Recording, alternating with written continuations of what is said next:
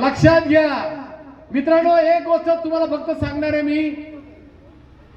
मागच्या 15-3 आठवड्यापूर्वी 30 मार्चला तुम्ही पाहिलं असेल, आदरणीय संदेशजी कारले साहेब, मी, आम्ही सगळे 4-5 जण हे लोक कसे फसवे, भाजपचे लोक.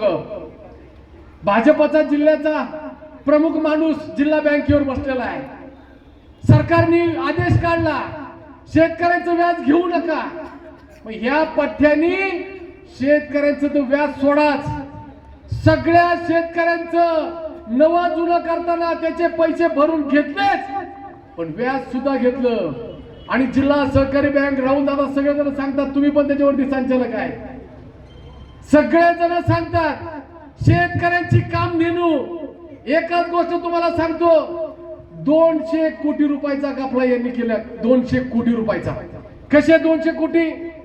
शेतकऱ्यांचं व्याजापोटी भरणारी रक्कम संपूर्ण जिल्ह्यामध्ये 200 कोटी आहे. एवढे पैसे त्यांनी भरून घेतले. आम्ही उपोषणाला बसले म्हणून फक्त 1 दिवसासाठी शेतकऱ्यांना सवलत मिळाली. ते सुद्धा आम्ही सकाळी इतका फॉलो केला म्हणून सकाळी त्या ठिकाणी लोकांना सवलत दिली का नाही? तुम्हाला 1 दिवसाची सवलत मिळाली की नाही? पण त्याच्या अगोदर ज्या लोकांनी पैसे भरले ते व्याजाचं काय? कुठे आहे ते व्याज? त्या दिवशी घोषणा केली व्याजाची रक्कम तुम्हाला परत करणार. घोषणा केलेले किती दिवस झाले? आज किती तारीख आहे? 14 तारीख. घोषणा केलेले किती दिवस झाले? 1 तारखेला घोषणा केली होती की नाही? तुम्हाला व्याजाची रक्कम परत देऊ. 15 दिवस झाले. कोणाच्या खात्यावर जमा झाली का? 200 कोटी रुपयाचा घपला यांनी केला. आणि नसतं तर त्यांना समोर बोलवा, चर्चेला समोर बोलला. आम्ही मागच्या वेळेस कारले साहेबांनी तो मुद्दा उचलून धरला. जवळजवळ 68 कोटी रुपयाचं व्याज 128 कोटी रुपयाचं व्याज 1.5 वर्ष तुम्हाला दिलं नाही. मित्रांनो, तुम्ही कधीच तुमचे खाते पाहत नाही.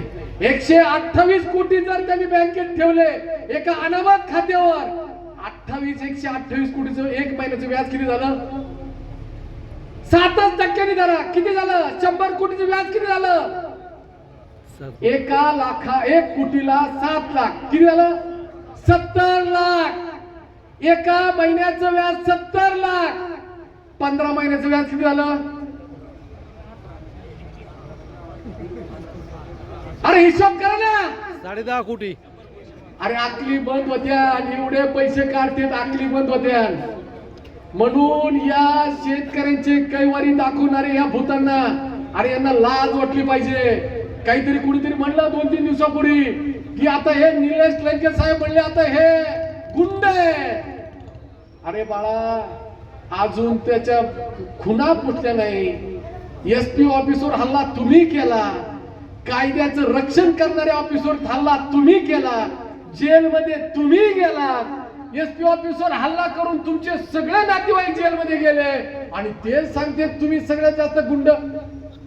म्हणजे काय उलट्या बॉम्ब आहेत. अरे एक सांगू तुम्हाला मी, ज्या वेळेस शिवाजी करील एखाद्या माणसाचं उक्त घेतो ना, ते पाडण्यासाठी उक्त घेतो. लक्षात ठेवा. तुकाराम गडाखाला कोणी पाडलं? खरं सांगा ना, आपण संवाद करू. तुकाराम गडाखाला कोणी पाडलं? पाडलं का नाही त्यांनी? आणि आता मी कोण पाडणार? टोपीच पाडणार. लक्षात ठेवा. म्हणून येत्या 13 तारखेला आपली खून आहे तुतारी.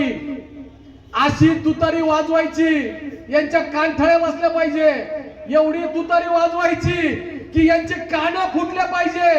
आणि जो माणूस आपल्याकडे येतो शब्द देतो, आता लंके साहेब सांगतात माणसाने शब्द दिला होता की नाही, मी इलेक्शनला उभा राहणार नाही जर तुम्हाला साखळीचं पाणी आणून दिलं नाही तर. म्हणलं होतं की नाही? अरे बुरानगरचं पाणी आणून द्यायला पाठ्य हो. बुरानगरलाच ना फोडून येतो तिकडं. आपल्याला पाणी येऊन द्याय ना.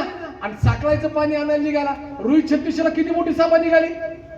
अहो लंके साहेब, त्या योजनेचा खर्च सर्वेचा खर्च 60 लाख आणि सभेचा खर्च 2 कोटी. सभेचा खर्च किती? सभा अशी पाहिली का तुम्ही? अहो लोक तिकडे ते फडणवीस साहेब बोलायला लागल्याबरोबर लोकांनी सगळं कार्यालय खाली केलं. लोक म्हणले आता बस कर तुझा जुमला. खोटं बोलतात का नाही? अरे मागच्या वेळेस मीच गेलो होतो हेलिकॉप्टर मध्ये. आता काय करणार? देरी ती व्हिडिओ लाव, माझा व्हिडिओ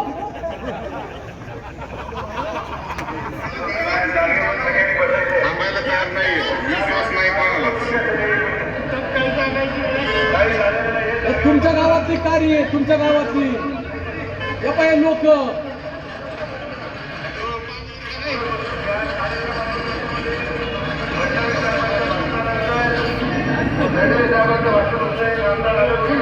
असे शिव्या देत होते लोक बाहेर पडताना. अरे किती पाप लागेल तुम्हाला, किती पाप लागेल इतकं खोटं बोलून. अरे आम्हीच होतो कारले साहेब, आपणच उक्त घेतलं होतं, आता आम्हीच उक्त घेतलं गाडायला. मी गाडणार का नाही? जो माणूस आमचा झाला नाही, जनतेचा झाला नाही, कोणाचाच होऊ शकत नाही. अरे ते पुढच्या वर्षी तिकडे जाणार आहे, परत तिकडे तुमचं तोंड पाहणार नाही. 5 वर्ष तुम्हाला दिसलं का? हे दिसलं का? सांगा नाना, दिसलं का 5 वर्षात? आलं का कुठं? कोणाचा फोन, कोणाचा सुख दुःख द्यायच्या मैत्रीला हात वर करा, माझ्या घरी मैत्रीला आलं का कोणाच्या? अजिबात नाही. जो आपला होऊ शकत नाही तो कधीच कोणाचा होऊ शकत नाही. आणि म्हणून उद्याच्या काळामध्ये आपल्याला ही सगळं गोष्ट तुम्हाला जिरवावीच लागेल. जो आपला जिरवायला निघाला त्याची जिरवा. अरे डाळण गुळ वाटप करून आमची जिरवायला निघाला होय. आपली किंमत डाळण गुळावर. अरे काय घेऊन आला म्हणले, तिकडून खासदार आले म्हणले, काय घेऊन आले म्हणले, डाळण गुळ. केवढ्याचा आहे डाळण गुळ? डाळ गुळ साखर केवढ्याची? आपली किंमत किती? मग याला गाडायचं का नाही? जो किंमत आपली 200 रुपयावर करतो त्या माणसाला गाडावं लागेल का नाही? आणि म्हणून उद्याच्या काळामध्ये तुम्ही परत फसू नका. आल्या काही लक्ष्मी तुमचं दर्शन घेऊन टाका आणि आम्हाला दान करून टाका. करणार ना दान? आणि ही लक्ष्मी टिकत नसती बरं का. नाना दान करावंच लागेल. आले की दान. ग्रामपंचायत सदस्याला येणार, सरपंचाला येणार, आमक्याला येणार, तमक्याला येणार. आता मला आणि कारले साहेबाला तर फोन चालू आहे. आता तुमचा दलित निधीचा प्रशासकाला आमचं तो वाट लावली. दलित वस्तीचा निधीच नाही. आता काही जास्त बोलणार नाही मी. लंके साहेबांचं ऐकायचंय, वारकीला सवय. आपण सगळ्याला विनंती आहे, उद्याच्या काळामध्ये एकच आवाज द्या, छत्रपती शिवाजी महाराज की